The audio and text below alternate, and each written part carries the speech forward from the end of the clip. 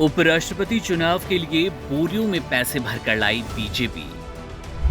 एक सांसद की कीमत 20 करोड़ रुपए। टीएमसी के गंभीर आरोप, कैसे हुई क्रॉस वोटिंग। उपराष्ट्रपति चुनाव के नतीजे जैसे ही सामने आए, देश की राजनीति में भूचाल आ गया।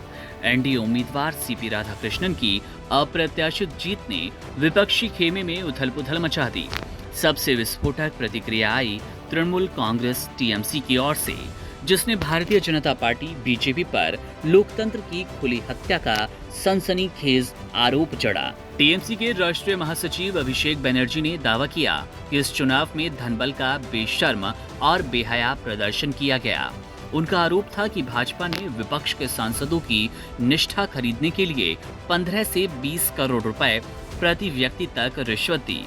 बनर्जी ने कोलकाता एयरपोर्ट पर मीडिया से बातचीत में कहा, बीजेपी नेता पैसों की बोरियां लेकर वोट खरीदने आए। कुछ सांसदों से बातचीत करने के बाद मुझे समझ आ गया, साफ हो गया कि बीजेपी ने लोकतंत्र को नीलाम करने में कोई कसर नहीं छोड़ी। बनर्जी ने तंज कसते हुए सवाल उठाया कि जब कांग्रेस नेता जयराम रमेश ने विपक्ष के पास 315 सांसदों के समर्थन होने का दावा किया, तो फिर विपक्ष के उम्मीदवार बी सुदर्शन रेड्डी को अपेक्षा से कम वोट कैसे मिले और एनडीए उम्मीदवार को ज्यादा वोट कैसे मिल गए। उन्होंने जोर देकर कहा कि टीएमसी के सभी 41 सांसदों ने विपक्ष के उम्मीदवार के पक्ष में मतदान किया। यहां तक कि बीमार चल रहे सांसद सौगत रॉय और सुदीप बंदोपाध्याय ने भी मतदान में हिस्सा लिया। लेकिन फिर भी विपक्ष के वोट कहां गए? क्या गुम हो गए या गुम कर दिए गए? इसी बीच क्रॉस वोटिंग की खबरों ने विपक्षी खेमे में खलबली मचा दी।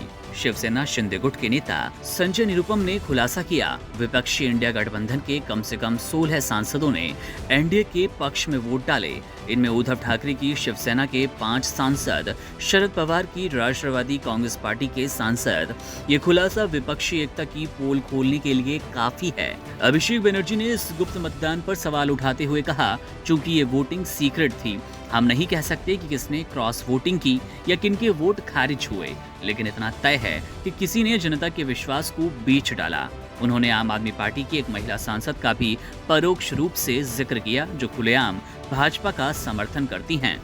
भाजपा ने इन आरोपों को सिरे से खारिज करते हुए कहा कि विपक्ष की ये बौखलाहट है।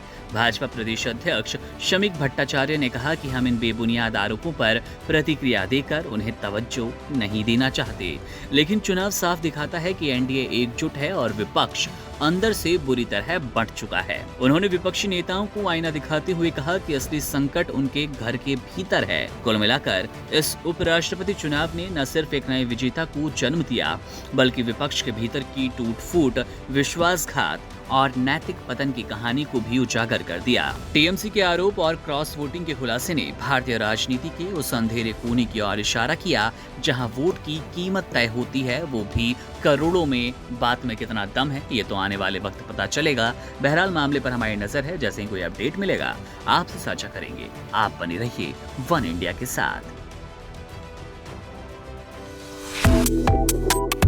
Subscribe to One India and never miss an update. Download the One India app now.